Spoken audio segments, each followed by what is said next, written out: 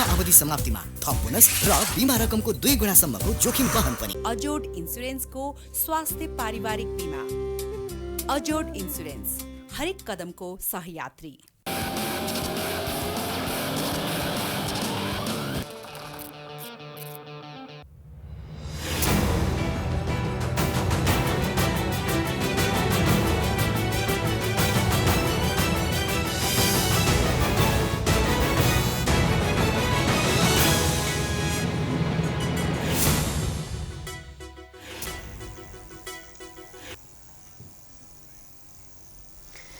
नमस्कार, प्राइम समाचारमा स्वागत छ। म दृष्टिवाणी धिताल। म सुषमा श्रेष्ठ। सुषमाजी, आज हामी सत्ता गठबन्धन र त्यसपछिको नेतृत्वले निरन्तर रूपमा जुन असफलताको श्रेणी चढ्दैछ भनेर टीका टिप्पणी हुन लागेका छन्, यी सन्दर्भका समाचारहरू लिएर आएका छौँ। त्यसैगरी एमालेको 10 बुँदेले पनि संकट निम्त्याउँछ भन्ने खालको तयारी पनि अब सुरु भइसकेको छ। कुराकानीकै क्रममा भए पनि यी विषयवस्तुहरू उठ्न लागिरहेका छन्। निरन्तर बैठक र छलफलहरू भइरहेका छन् पार्टीभित्र, पार्टीका समस्याहरूलाई समाधान गर्न भन्नका लागि। तर जस्तो किसिमको केन्द्रीय कमिटी, स्थायी कमिटीका बैठकहरू बसे पनि त्यसले एउटा निकास भने दिन सकिरहेको अवस्था छैन, हैन? हजुर, यिनै विषयवस्तुहरू समेटिएका समाचारहरू आज हामीसँग रहेका छन्। समाचारको सुरुवात गरौँ प्रमुख समाचारबाट। सत्ता गठबन्धनका नेतृत्वको असफलताले मन्त्री परिषद विस्तारमा सहमति जुटेन। सत्ता सम्हालेपछि देउबा पार्टी र सरकार सञ्चालनमा असक्षम, युवा पुस्ता पनि कमजोर। एमालेमा 10 बुँदेले संकट निम्तिँदै केन्द्रीय समितिमा ओलीको प्रस्ताव विरुद्ध भुसालको फरक मत, भीम रावलको मौनता, विधान अधिवेशनका लागि 3 प्रतिवेदन पारित। संयुक्त राष्ट्रसङ्घको महासभामा पुगेका परराष्ट्र मन्त्री खड्का भेटवार्तामा व्यस्त। नेपाल चीन सीमा विवाद अध्ययन समितिले प्रतिवेदन बुझायो। 10 देशका राजदूत पोखरामा। सडक मर्मतका लागि 6 वर्षमा असुलेको 50 अर्ब सदुपयोगको भएन। उपत्यकाका ढल र खाल्डोमा परेर पछिल्ला 7 वर्षमा 15 जनाको मृत्यु, सरकारको बहानाबाजी। चीनले नाका नखोलिँदा 2 वर्षदेखि नेपाली व्यवसायीहरूले खरिद गरेका सामग्री नेपाल आउन पाएन। चाडपर्वका बेला व्यापार गर्न नपाएपछि मर्नु न बाँच्नु भएको गुनासो। जर्मनीमा आज आम निर्वाचन, नयाँ चान्सलर चयनका लागि मतदान जारी। 18 वर्षमाथिका 6 करोड भन्दा बढी मतदानमा सहभागी।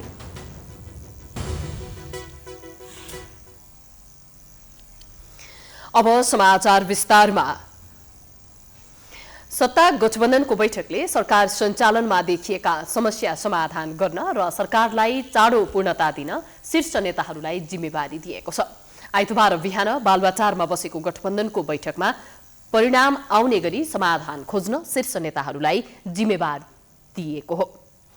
गठबन्धनमा संसदीय दल वा केन्द्रीय कमिटीको 20% जुटाएर दल विभाजन गर्ने गरी ल्याइएको राजनीतिक दल सम्बन्धी अध्यादेश फिर्ता लिने कि प्रतिस्थापन विधेयक ल्याउने भन्ने विवाद रहेको छ।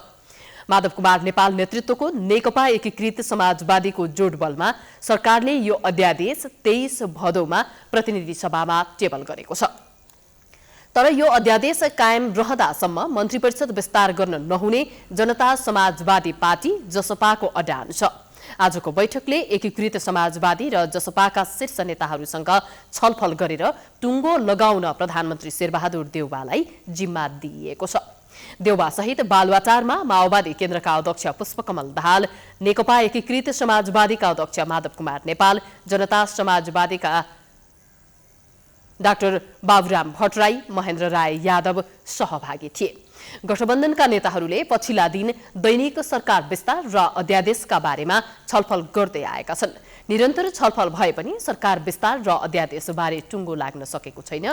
असार 29मा गठबन्धनका तर्फबाट प्रधानमन्त्री बनेका काङ्ग्रेस सभापति शेरबहादुर देउवाले 3 महिना पुग्नै लाग्दा समेत मन्त्री परिषदलाई पूर्णता दिन सकेका छैनन्।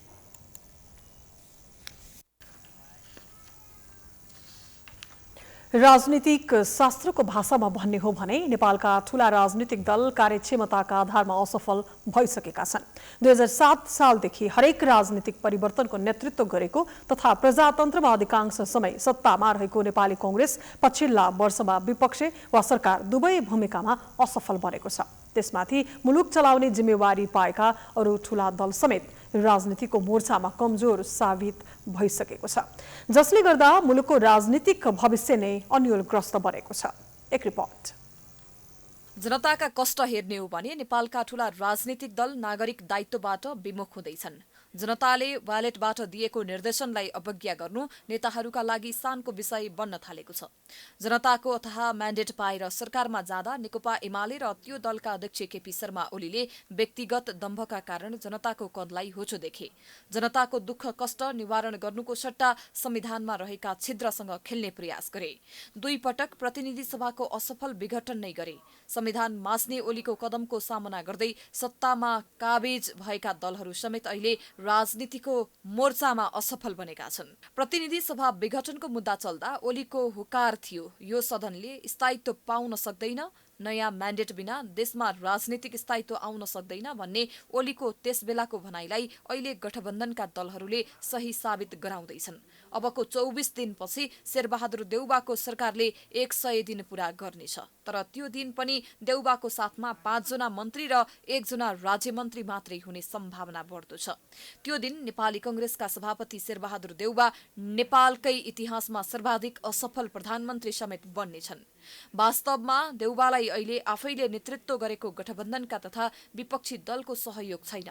त्यसमाथि विरोधीलाई पेलेरै तह लगाउने पुरानो बानी छाड्न नसक्दा उनी फेरि एकपटक प्रधानमन्त्रीका रूपमा असफलतातिर जाँदैछन्। यसै वर्ष स्थानीय तथा अर्को वर्ष प्रदेश र संघीय निर्वाचन गराउने दायित्व समेत देउबामा छ। तर मन्त्रीमण्डललाई पूर्णता दिन नसकेका आफ्नै दलको महाधिवेशनलाई निश्चित समयमा आयोजना गर्न नसकिरहेका देउबाले राष्ट्र र जनताप्रतिको दायित्व पूरा गर्न सक्ने विषयमा नै संशय पैदा भएको छ। गठबन्धनका दलहरूभित्र मन्त्री छान्न सकस भएकै कारण देउबाले फेरि एकपटक असफल प्रधानमन्त्रीको बोझबाट मुक्त हुन नपाउने छाँट देखिएको छ। नेताहरू नालायक भएकै कारण जनतालाई मर्का परेको राजनीतिक विश्लेषक बद्री विशाल पोखरेलको विचार छ।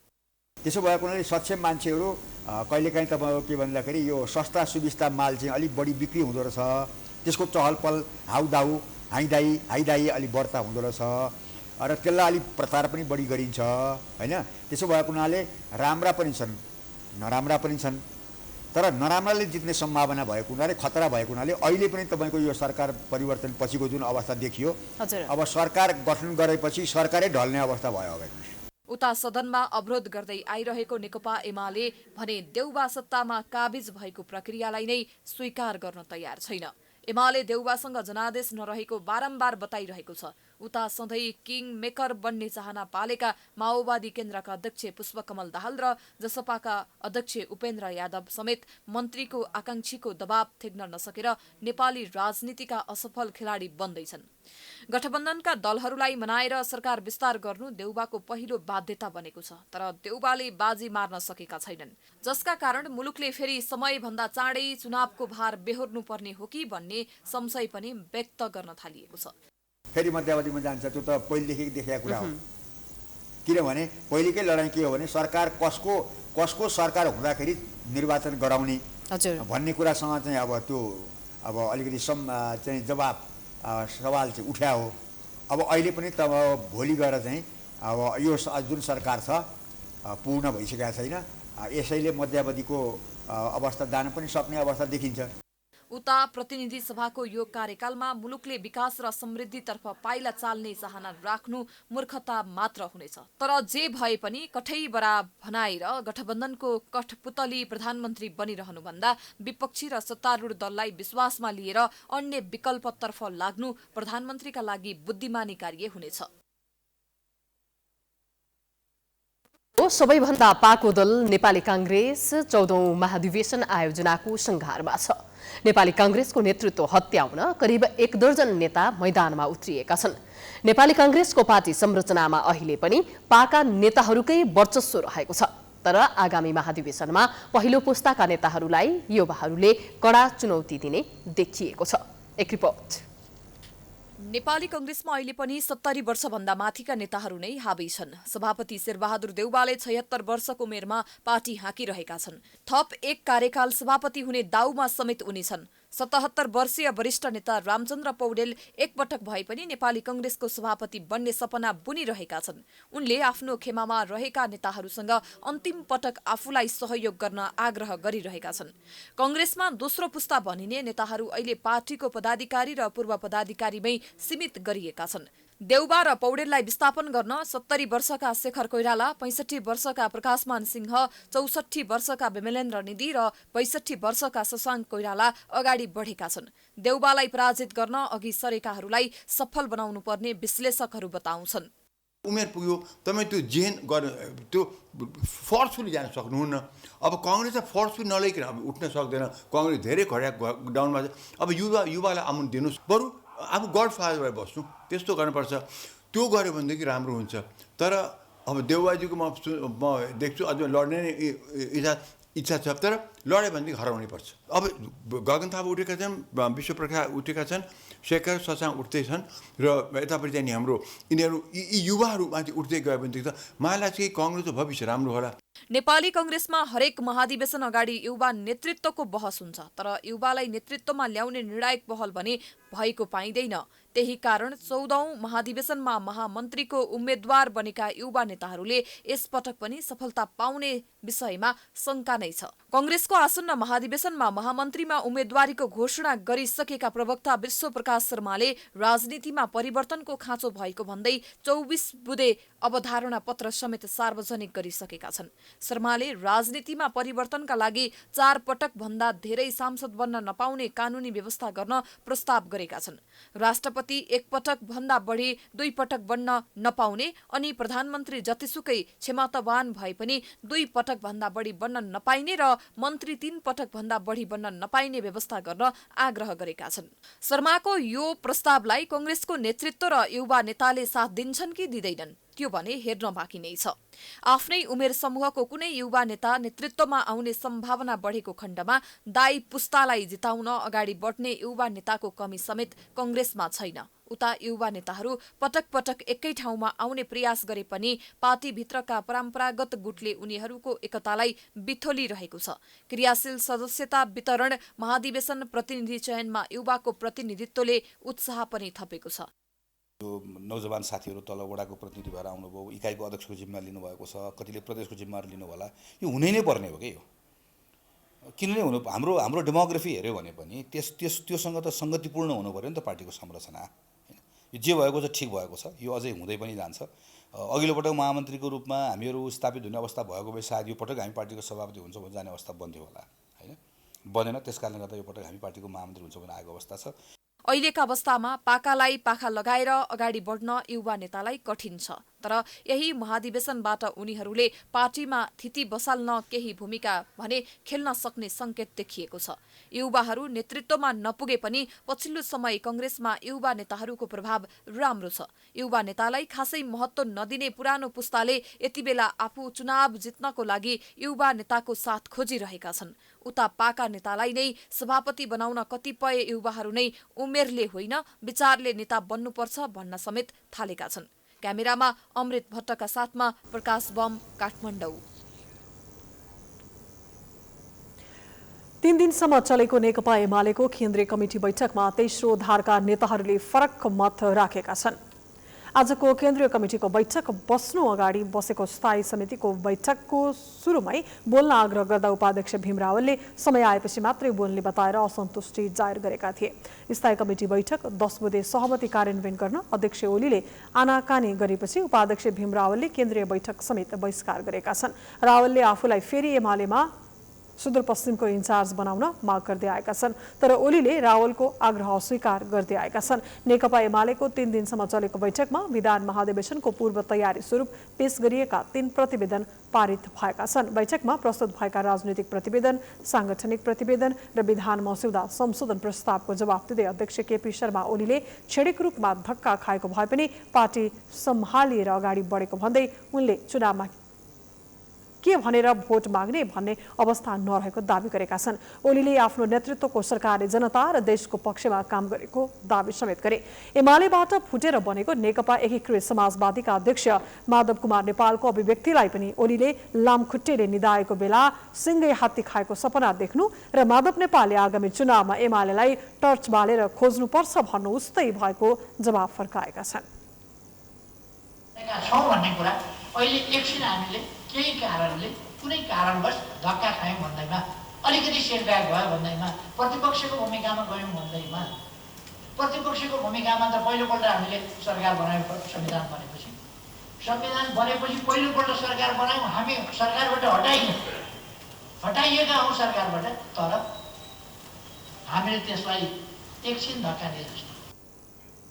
नेकपा एमालेको केन्द्रीय कमिटीमा 7 जना उपाध्यक्ष राख्ने बारे स्थायी कमिटीमा थप छलफल हुने भएको छ। केन्द्रीय सदस्यहरूले दिएको सुझावबारे अध्यक्ष केपी शर्मा ओलीले सकारात्मक सुझावलाई ग्रहण गरिने जवाफ दिएका छन्। एमालेका प्रचार विभाग प्रमुख योगेश भट्टराईले 3 को ठाउँमा 7 उपाध्यक्ष राख्ने बारे आएका सुझावलाई आउने स्थायी कमिटी बैठकमा राखेर थप छलफल गरिने बताए। थप छलफल हामी स्थायी कमिटीमा पनि गर्छौँ र समूहगत सुझावहरूको स्पिरिटलाई पनि हामी ध्यान दिन्छौँ भन्ने कुरा भन्छ। त्यस्तै 10 बुँदे सहमति कार्यान्वयन नभएको भन्दै असन्तुष्टि जनाएपछि त्यसलाई सम्बोधन गर्न सोमबार स्थायी कमिटी बैठक बोलाइएको छ। उता 10 बुँदे लगायतमा कार्यान्वयन नभएको भन्दै असन्तुष्टि व्यक्त गरेका घनश्याम भुसालले फरक मत समेत राखेका छन्। आइतबार अध्यक्ष ओलीले आफ्नो प्रस्तावमाथि उठेका प्रश्नको जवाफ दिएपछि भुसालले मौखिक रूपमै फरक मत राखेका हुन्। भुसालले जबबारे प्रतिवेदन अस्पष्ट भएको, संसद विघटनबारे पनि प्रष्ट दृष्टिकोण नभएको र समाजवादबारे पार्टी अलमलमा परेको भन्दै अध्यक्षको प्रतिवेदनमाथि फरक मत राखेका हुन्। आधारभूत कुराहरू पनि छन् भन्ने मेरो भनाइ हो। जनताको बहुदलीय जनवादले के गर्छ? साम्राज्यवादको विरोध गर्छ, जनताको समर्थन गर्छ, जनताको पक्ष लिन्छ, महिलाको पक्ष लिन्छ, युवाको पक्ष लिन्छ, यस्ता अनेक कुरा भन्न सकिन्छ। तर स्वयं जनताको बहुदलीय जनवाद के हो भन्ने कुरा हामीले परिभाषित गरेका छैनौँ अहिलेसम्म। 10 बुँदे कार्यान्वयन भएको खण्डमा रावलले सुदूरपश्चिम प्रदेशको इन्चार्जमा पद बहाली गर्नेछन् भने पूर्व माओवादी नेता लेखराज भट्टले त्यो पद छाड्नुपर्नेछ।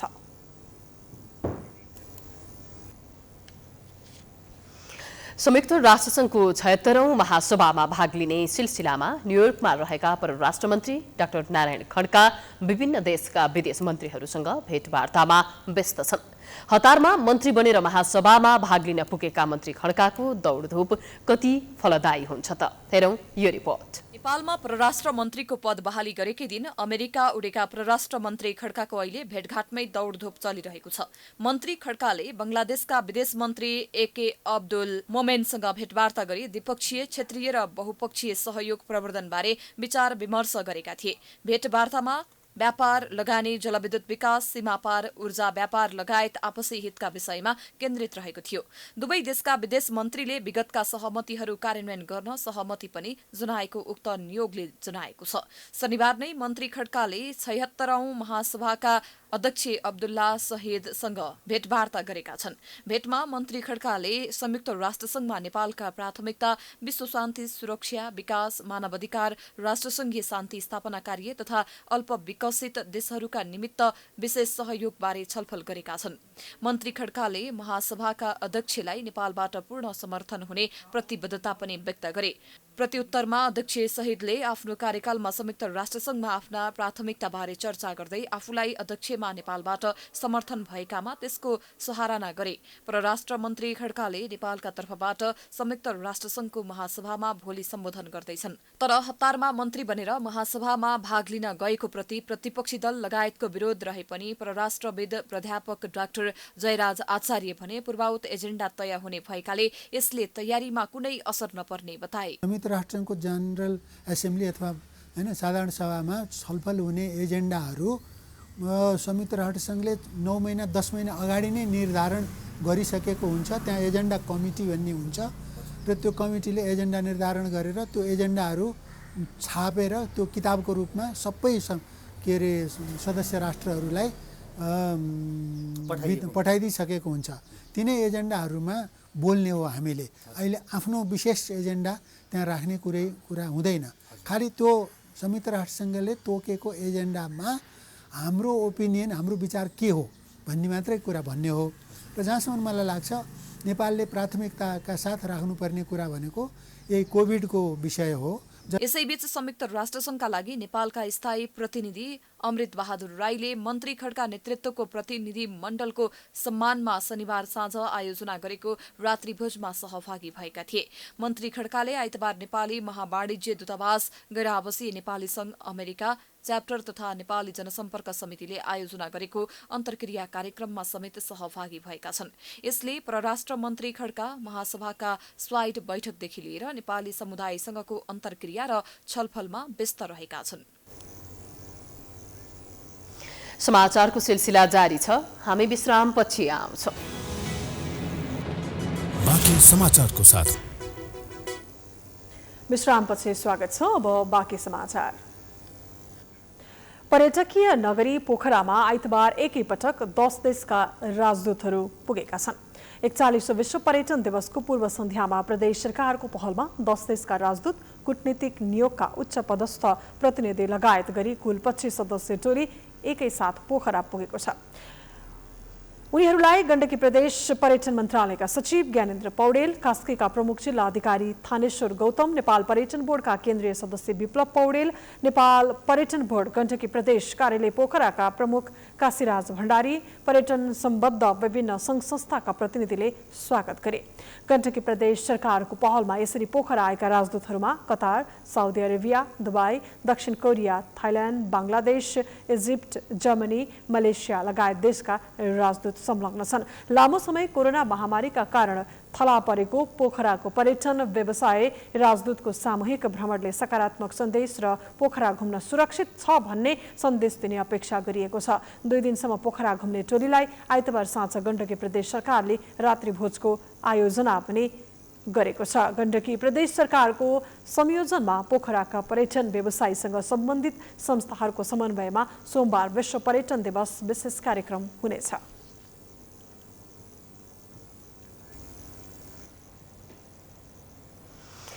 नेपाल चीन सीमा सम्बन्ध लिमी लाप्चादेखि हिल्सासम्मको सीमा समस्या अध्ययन गर्न गठित समितिले गृहमन्त्री बालकृष्ण खाँडलाई प्रतिवेदन बुझाएको छ। गृह मन्त्रालयका सहसचिव जयनारायण आचार्यले गृहमन्त्री खाँडलाई प्रतिवेदन बुझाएका हुन्। प्रतिवेदन बुझ्दै मन्त्री खाँडले समितिले स्थलगत अध्ययन गरेर सत्य तथ्य पत्ता लगाई तयार पारेको प्रतिवेदन कार्यान्वयन गर्न पहल गर्ने प्रतिबद्धता जनाएका छन्। यसले मुलुकका अन्य स्थानमा रहेका सीमाबारे पनि अध्ययन गर्न बाटो खुलेको गृहमन्त्रीको भनाइ थियो।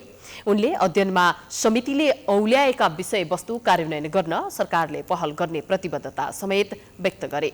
मन्त्री खाँडले विकट स्थानमा पुगेर सहज तरिकाले काम सम्पन्न गरेकोमा अध्ययन टोलीलाई धन्यवाद समेत दिएका थिए। अध्ययन समितिमा नापी विभागका उपमहानिर्देशक सुशील डङ्गोल, नेपाल प्रहरीका वरिष्ठ उपरीक्षक एसपी उमेश राज जोशी, सशस्त्र प्रहरी बलका प्रहरी वरिष्ठ उपरीक्षक एसएसपी प्रदीप कुमार पाल र राष्ट्रिय अनुसन्धान विभागका सह अनुसन्धान अधिकृत निर्देशक किशोर कुमार श्रेष्ठ रहेका छन्। मन्त्री परिषद बैठकले भदौ 16 गते उक्त सीमा अध्ययनका लागि समिति बनाएको थियो। सरकारले सडक मर्मत सम्भारका लागि भन्दै पछिल्लो 6 वर्षमा मात्रै नागरिकबाट 28 अर्ब 35 करोड कर असुलेको छ। सडक बोर्डले ढाँट राखेर नै वर्षेनी अरबौं उठाउँछ, तर सडक र ढलको निर्माण र उचित मर्मत समयमै हुन नसक्दा काठमाडौँ उपत्यकाका ढल अनि खाल्डोको धरापमा परेर पछिल्ला 7 वर्षमा 15 जनाले ज्यान गुमाउनु परेको छ। एक रिपोर्ट। बाबु आमा पहिले गएको, मैले 11 महिनाबाट यही दुध खुवाएर हुर्काएको मेरो नातिलाई मेरो ठुली छोरीले अन्डा डुलाएर हामी नाति बजेले पालेको छोरा राजा। अब यस्तो 10 वर्षमा जाँदा कस्तो मन हुन्छ। त्यो ठेकदार को हो? जब मेरो नातिको त त्यस्तो भएपछि त्यसले हतार बनाउने, मेरो बच्चामा चाहिँ डुब्ने होइन, अरूको डुब्दा छोराछोरी त जसको पनि त्यस्तै हो नि त। छोडिन्छ कसैले। म एउटा गरिब थिएँ, मैले के गर्न सकिनँ। 3 दिनमा पत्तो लगाएँ। धनी मनीको भाडा त्यही दिन भाडा खुल्दुली हुने थिएको थिएन बाबु हो। छोड्ने कुरा आउँदैन। गरिबको पनि न्याय चल्नुपर्छ राजा। यो पीडा र आक्रोश ढलमा खसेर आफ्नो परिवारको सदस्य गुमाउनु पर्दाको हो। गत मङ्गलबार अर्थात् असोज 5 गते राति काठमाडौँको कपन स्थित मिलनचोकबाट ढलमा खसेर 10 वर्षका बालक उज्जवल विश्वकर्माको मृत्यु भएको थियो। अहिले उज्जवललाई लालन पालन गर्दै आएका हजुरबुवा र हजुरआमा पीडामा छन्। उनीहरू ठेकदार र सरकारले थापेको एम्बुसका कारण आफ्नो नाति मारिएको भन्दै न्यायको भिख मागिरहेका छन्। म पनि त्यही ढलतिर जाँदो रहेछ। एबाट नानी बगाएर तँलाई पनि मर्नु मन छ भन्दा मलाई पुलिसले ढकाले। विश्वकर्मा परिवार मात्रै होइन, कपन मिलनचोकवासीहरू नै यति बेला शोकमा छन्। खुल्ला राखिएको ढल पानी पर्दा एम्बुस बनेको भन्दै अनाहकमा आफन्त गुमाउनु पर्ने अवस्थाको अन्त्य खोजिरहेका छन्। हाम्रो बच्चाले नै पाउनै पर्छ र त्यो बाटो त्यो त्यतिखेर चाहिँ भत्किगाको बाटो नानी बगे भनेपछि उनीहरूले किन टाल्ने? नपत्याएर टालेको होइन त त्यो। त्यहाँ अब त्यो सरकारले दिनै पर्छ त्यो ठेकदारको। यो एउटा सडक र ढल मात्रै होइन, काठमाडौँ उपत्यकाका कतिपय सडकको अवस्था दुर्गमका राजमार्गको भन्दा फरक छैन। काठमाडौँमा मुख्य सडकदेखि खोला कोरिडोर र टोलभित्रका अधिकांश सडक भत्काएर अलपत्र छाडिएका छन्। 2070 साल यता मात्रै काठमाडौँमा ढल र खाल्टोको धरापमा परेर उज्जवल जस्ता 15 जनाले ज्यान गुमाएका छन्। यो सावधानी अगाडि नै यो निर्माण कार्य गर्दै गर्दाखेरि यो सावधानी अपनाएको भए यो मानवीय क्षति हुँदैन थियो, तर ठेकदार कम्पनीको लापरवाही र सरकारको निरहितापनको परिणाम नागरिकले अकालमा मृत्युवरण गर्नु परिरहेको छ। सडकको ढल छोप्ने, सडकको खाल्टो पुर्ने र सडकलाई मृत्युमार्ग बन्न नदिन काम गर्नुपर्ने निकायहरू वर्षमा करोडौँ रकम सडकमा खन्याएर समेत जोखिम रोक्न सकिरहेका छैनन्। अझ सडक निर्माण र मर्मतमा स्थानीय तह, प्रदेशदेखि विभिन्न निकायहरूको अस्पष्ट कार्यक्षेत्र तोकिँदा समेत समस्या निम्तिने गरेको छ। शहरका मध्यभाग मुख्य सडकहरू हुन् वा भित्री सडक सबैतिर खाल्टा खुल्टीको समस्या छ। राम्रै बनेका सडकमा समेत विद्युत प्राधिकरण, केयुकेल, मेलम्ची, ढल विभाग लगायतले भत्काउने र अलपत्र पार्ने कामले थप विस्तार पाइरहेको छ। सडकसँग जोडिएका निकायहरूको समन्वय गराएर राज्यको लगानीलाई सुरक्षित गर्ने निकाय नै छैनन्। बरु सडक बनाउने, खन्ने अनि फेरि बनाउने नाममा वर्षेनी सडकमै राज्यको अर्बौं रकम खेर गएको छ। काठमाडौँ उपत्यकाका सडकहरूको मर्मतका लागि सडक बोर्डले चालु आर्थिक वर्षमा करिब 1 अर्ब बजेट निकासा गरेको छ, तर मर्मतका लागि चाहिने खर्चको करिब 30% मात्रै बजेट निकासा हुँदा सोचे जस्तो काम गर्न नसकेको भन्दै सडक विभाग जिम्मेवारीबाट पन्छिने गरेको छ। चालु आवाको डिमान्ड हेर्नु हो भने 19 अर्ब हाम्रो डिमान्ड छ। बजेट हामीलाई जम्मा 29% विनियोजन भएको छ। तीमध्ये काठमाडौँ उपत्यकाको लागि करिब 84 करोड चाहिँ हामीले 3टा जिल्लाको लागि चाहिँ हामी 84 करोड बजेट विनियोजन भएको छ अहिले। त्यो हिसाबले हाम्रो कार्यक्षेत्रको सडक सकेसम्म सबै सडक राम्रा हो। पछिल्लो समयमा विद्युत प्राधिकरणले ठाउँ ठाउँमा विद्युत प्राधिकरणले चाहिँ अन्डरग्राउन्डिङको कारणले कुनै समस्या चाहिँ भएको छ। त्यो काम सकेपछि बल्ल मर्मत हुने। नेपाल आयल निगम मार्फत सरकारले पेट्रोलमा प्रति लिटर 4 र डिजलमा 2 रुपैयाँ सडक सम्भार शुल्क लिँदै आएको छ। यो बाहेक पूर्वाधार करको रूपमा पेट्रोल र डिजलमा प्रति लिटर 10 रुपैयाँ लिने गरेको छ। पछिल्लो 6 वर्षमा मात्रै सरकारले प्रत्यक्ष रूपमा सडक सम्भारका लागि भनेर 28 अर्ब 35 करोड रुपैयाँ पेट्रोलियम पदार्थबाट मात्रै असुलेको छ। गत आर्थिक वर्ष 2077-78 मा मात्रै यो शीर्षकमा नागरिकबाट 5 अर्ब 74 करोड असुलिएको छ। तर यति धेरै कर लिएको सरकारले सडक र ढललाई व्यवस्थित गर्ने चासो नदिँदा वर्षेनी नागरिकले अनाहकमा ज्यान गुमाउनु परिरहेको छ। प्रतिनिधि छनौटमा विवाद देखिएपछि गैर-आवासीय नेपाली सङ्घ NRNA को निर्वाचन प्रक्रिया रोक्न परराष्ट्र मन्त्रालयले निर्देशन नै दिएको छ। सोही निर्देशनका कारण कार्तिक 3 गतेका लागि निर्धारित महाधिवेशन पूर्व निर्धारित मितिमा हुने या नहुने अझै टुङ्गो लागेको छैन। तर 10औं महाधिवेशनका लागि उम्मेद्वार घोषणादेखि राजनीतिक दलका नेताको धोका चहार्ने काम भने सुरु भइसकेको छ। एक रिपोर्ट। प्रतिनिधि छनौट विवाद निरूपण नभएसम्म निर्वाचनको कुनै प्रक्रिया अघि नबढाउन परराष्ट्र मन्त्रालयले निर्देशन दिए पनि गैर आवासीय नेपाली सङ्घ NRNA मा चुनावी माहौल तात्न थालेको छ।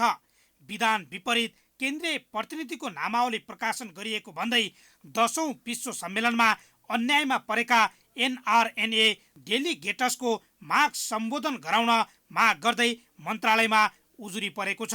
यही उजुरीकै कारण कार्तिक 3 देखि काठमाडौँमा सुरु हुने सम्मेलन अनिश्चित बनेको छ।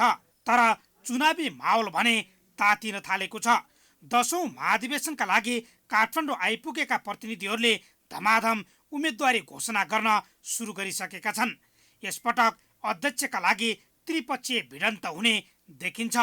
9औं महाधिवेशनमा पराजित भएका कुल आचार्यले आइतबार फेरि अध्यक्षको उम्मेदवारी घोषणा गरेका छन्। उनले NRNA-लाई भ्रष्टाचार मुक्त बनाउन र संस्थालाई गतिशील बनाउन आफ्नो उम्मेदवारी भएको बताएका छन्। गैर आवश्यक नेपाली सङ्घ गैर राजनीतिक तथा नाफा रहित विशुद्ध सामाजिक संस्था मात्र होइन, यो परोपकारी संस्था पनि हो।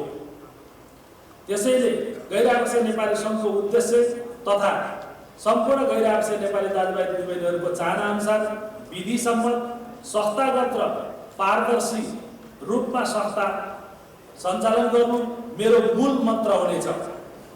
वर्तमान उपाध्यक्ष समेत रहेकी रबिना थापाले बिहिबार औपचारिक रूपमा उम्मेदवारी घोषणा गरेकी थिइन्। थापाको टिमबाट उपाध्यक्षमा जयप्रकाश गुरुङ र महासचिवमा विनय अधिकारी छन्। NRNA-को इतिहासमा अहिलेसम्म महिला नेतृत्व नपुगेको भन्दै थापाले आफूले नेतृत्व पाउनुपर्ने दाबी गरेकी छन्। तर मलाई आशा छ अहिलेका मेरो टिमले जित्नुभयो भने सम्पूर्ण NRNA सदस्यहरूले भोट हाल्न पाउने र त्यो भयो भने हाम्रो झमेला नै हुँदैन, झगडा नै हुँदैन, किन बेच नै हुँदैन, मुद्दा परास्त्रमा हाल्नै पर्दैन। सम्पूर्ण सदस्यले अनलाइनबाट भोट हाल्नुहुन्छ र आफ्नो चाहिँ एकजना अध्यक्ष भनेको गैर आवश्यक नेपालीको अध्यक्ष भनेको उसको भविष्य त्यो एउटा NRNA सदस्य डेलिगेट नभए पनि उहाँले बोकिरहेको हुन्छ। किनभने नागरिकताको विषयहरू छ, पैतृक सम्पत्तिको विषय छ, पुस्ताको चाहिने कार्यान्वयन गर्ने त कुराहरू छन्। त्यस्तै अर्का प्रत्याशी डाक्टर बद्री केसीले पनि काठमाडौँबाटै उम्मेदवारी घोषणा गर्ने तयारी गरिरहेका छन्। विश्वभर छरिएर रहेका नेपालीहरूको साझा संस्थाका रूपमा परिचित NRNA-को चुनाव आउनु अघि नै नेतृत्वका लागि तीव्र लबिङ सुरु भइसकेको छ। आन्तरिक समीकरण मिलाउन, चुनावी रणनीति तय गर्न, एजेन्डाहरू सेटिङ गर्न र अघोषित प्यानल बनाउन गैर आवासीय नेपालीहरू यति बेला काठमाडौँमा व्यस्त छन्। कुल आचार्यलाई कङ्ग्रेस र माओवादीको साथ छ। गठबन्धनकै कारण आचार्यलाई एमालेकै माधव नेपाल निकटस्थ NRNA-हरूको पनि भोट आउने अनुमान गरिएको छ। तर कङ्ग्रेस निकट नै मानिने रबिनाको समेत उम्मेदवारी परेपछि आचार्य राजनीतिक लबिङमा लागेका छन्। उम्मेदवारी घोषणा गर्न लागेका बद्री केसीलाई NRNA-कै केही प्रभावशाली व्यक्ति र एमालेको समर्थन छ। जसरी पनि चुनाव जित्ने लक्ष्यका साथ तिनै उम्मेदवारले आफ्नो पक्षमा माहौल बनाइरहेका छन्। चुनाव नजिकिएसँगै राजनीतिक दाउपेच, गुटबन्दी र गठबन्धनको प्रयास पनि NRNA-मा भइरहेको देखिन्छ।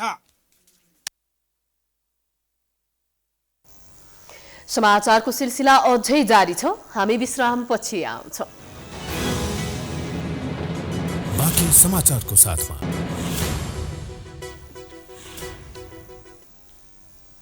विश्रामपछि स्वागत छ। अब आर्थिक समाचार।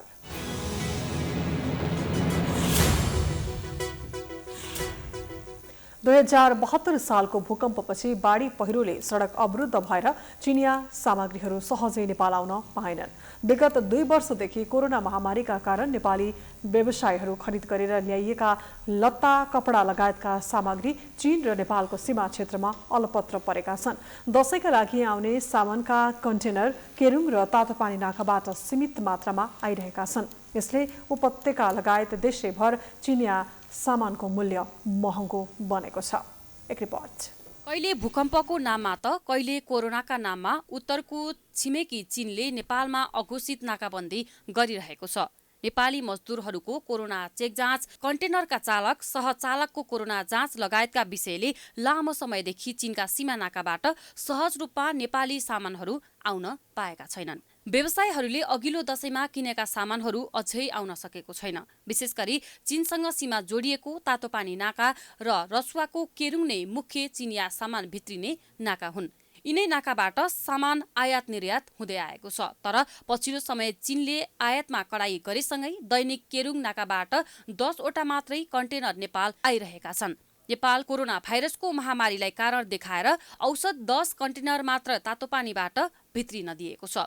केरुङबाट पनि सोही अनुपातमा भित्रिरहेको छ। एउटै नाकाबाट दैनिक झण्डै 100 को हाराहारीमा कन्टेनर चीनबाट नेपाल आउने गर्दथे। चीनिया पक्षले कोरोना भाइरसको महामारीलाई कारण देखाउँदै कन्टेनरमा अवरोध सृजना गरिरहेको छ। घर खेत बेचेर धितो राखेर व्यापार गरेकाहरू अहिले आत्महत्या नै गर्नुपर्ने अवस्था सृजना भएको व्यवसायीहरूको गुनासो छ। अब आफ्नो घर खेत जाने हो कि ब्याङ्कले खाने हो कि भन्ने चाहिँ डर र त्रास दिन प्रतिदिन व्यापारीमाथि बढेको छ। अब यही क्रम भएर जाने भने कयौँ व्यापारीहरूले चाहिँ आत्महत्या गर्नेसम्म पनि एउटा चाहिँ माहौल बनेर जाने देखिन्छ। त्यस कारणले एउटा चाहिँ हामी जिम्मेवार पर्सन भएको नाताले म नेपाल सरकारलाई के आग्रह गर्न चाहन्छु भने चीनतिर भएको त्यो समस्याको समाधान के छ हामीलाई थाहा छैन। राजनीतिक कूटनीतिक रूपमा के छ त्यहाँ अलमल किन भइरहेको छ नाकारमा त्यो हामीलाई जानकारी छैन।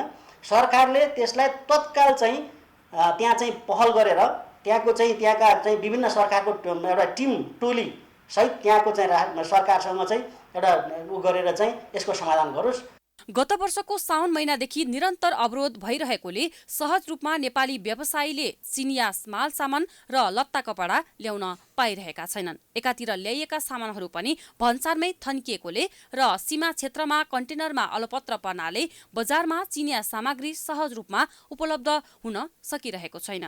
नेपाली पक्षले निकै पहल गरे पनि एउटा नाकाबाट संख्या बढाउन सहमति भए पनि पर्याप्त छैन।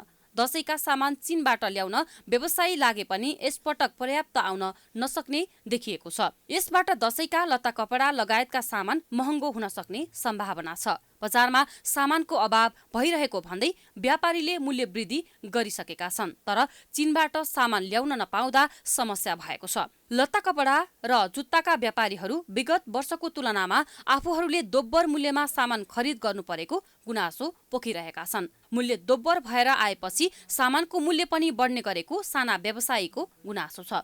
चाडपर्व नजिकिएसँगै चिनिया सामानको माग बढेको छ। नेपालबाट चीनमा आयात अझै ठप्प छ। चीनले कोरोना भाइरसको जोखिम भन्दै निर्यात गर्न दिएको छैन। यसबाट निर्यातकर्ता व्यापारी मर्कामा परेका छन्। तातोपानी नाकातर्फ चाहिँ 500-600 कन्टेनर अझै पनि माथि छ। तल आएको पनि त्यो क्लियर रूपमा चाहिँ भन्सार भएको स्थिति छैन भने केरुङ नाकाको माथि पनि त्यहाँ पनि अहिले चाहिँ त्यही हाराहारीमा अथवा त्योभन्दा बेसी त्यहाँ माथि कन्टेनर रहेका छन् र तल आइसकेको जुन छ त्यसलाई पनि सहज ढङ्गले चाहिँ भन्सार सरस्वती रूपमा भएको छैन र अब समय एकदम कम छ। यही रात दिन एउटा 12 घण्टा अथवा 24 घण्टा चाहिँ 24 घण्टै खटेर भए पनि म कर्मचारीज्यूहरूलाई आग्रह गर्न चाहन्छु यहाँहरूले त्यहाँ तल आएको मालवस्तुहरू चाहिँ फटाफट यहाँहरूले भन्सार गरेर पठाइदिनु हुन पनि म आग्रह गर्न चाहन्छु।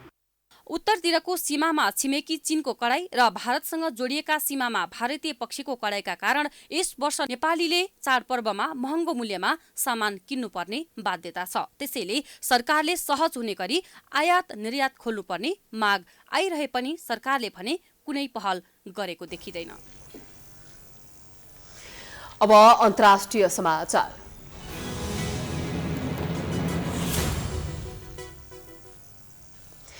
जर्मनमा चान्सलर एङ्गेला मर्केलपछि मुलुकको बागडोर सम्हाल्न नेतृत्व चयन प्रक्रिया सुरु भएको छ। यसका लागि आज आम निर्वाचन भएको छ। जर्मन नागरिकले मतदानबाट नेतृत्व छान्ने भएका हुन्। निकै लोकप्रिय रहँदै लामो समयसम्म सेवा गरेकी मर्केल बिदा हुँदैछिन्। उनी नेतृत्वका प्रत्याशीहरू देशका विभिन्न स्थानमा प्रचार अभियानमा व्यस्त भएकी थिइन्। उनी आफूभन्दा पनि आफूपछिको नेतृत्वलाई सघाउन अभियानमा जुटेकी हुन्। उनले कन्जर्भेटिभ उम्मेद्वार अर्मिन लाचेचलाई मद्दत गरिरहेकी छिन्। जनमत सर्वेक्षणले उनी जित्ने संकेत देखाएको छ। 18 वर्ष माथिका 6 करोड भन्दा बढी मानिस मतदानमा सहभागी छन्। मध्य वामपन्थी दल सोशल डेमोक्रेटिक पार्टी एसपीडी र कन्जर्भेटिभ क्रिस्चियन डेमोक्रेटिभ युनियन तथा यसको भातृदल क्रिस्चियन सोसल युनियन बीच कडा प्रतिस्पर्धा हुने आकलन गरिएको छ। 16 वर्षपछि सत्ताबाट बाहिरिने एन्जेला मर्केलको निर्णयपछि कसले जर्मनीलाई हाँक्छ भन्ने यकिन छैन।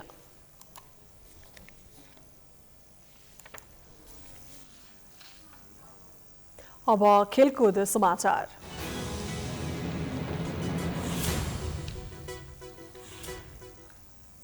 छैटौं संस्करणको एनफिए महिला तथा पुरुष क्लब भलिबल च्याम्पियनसिप आइतबारबाट सुरु।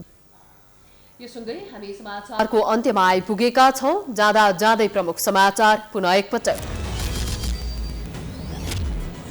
सत्ता गठबन्धनका नेतृत्वको असफलताले मन्त्री परिषद विस्तारमा सहमति जुटेन। सत्ता सम्हालेपछि देउबा पार्टी र सरकार सञ्चालनमा असक्षम, युवा पुस्ता पनि कमजोर। एमालेमा 10 बुँदेले संकट निम्तिँदै केन्द्रीय कमिटीमा ओलीको प्रस्ताव विरुद्ध भूषालको फरक मत, भीम रावलको मौनता, विधान अधिवेशनका लागि 3 प्रतिवेदन पारित। संयुक्त राष्ट्रसङ्घको महासभामा पुगेका परराष्ट्र मन्त्री खड्का भेटवार्तामा व्यस्त। नेपाल चीन सीमा विवाद अध्ययन समितिले प्रतिवेदन बुझायो। 10 देशका राजदूत पोखरामा। सडक मर्मतका लागि 6 वर्षमा असुलेको 50 अर्ब सदुपयोग भएन। उपत्यकाका ढल र खाल्डोमा परेर पछिल्ला 7 वर्षमा 15 जनाको मृत्यु, सरकारको बहानाबाजी। चीनले नाका नखोल्दा 2 वर्षदेखि नेपाली व्यवसायीहरूले खरिद गरेका सामग्री नेपाल आउन पाएन। चाडपर्वका बेला व्यापार गर्न नपाएपछि मर्नु नबाँच्नु भएको व्यापारीको गुनासो। जर्मनीमा आज आम निर्वाचन, नयाँ चान्सलर चयनका लागि मतदान जारी। 18 वर्षमाथिका 6 करोड भन्दा बढी मतदानमा सहभागी। र महिला तथा पुरुष क्लब भलिबल च्याम्पियनसिप आजदेखि सुरु। उद्घाटन खेलमा आर्मी क्लबसँग कर्णाली प्रदेश पराजित। एपीएफले ढोरपाटनलाई हरायो।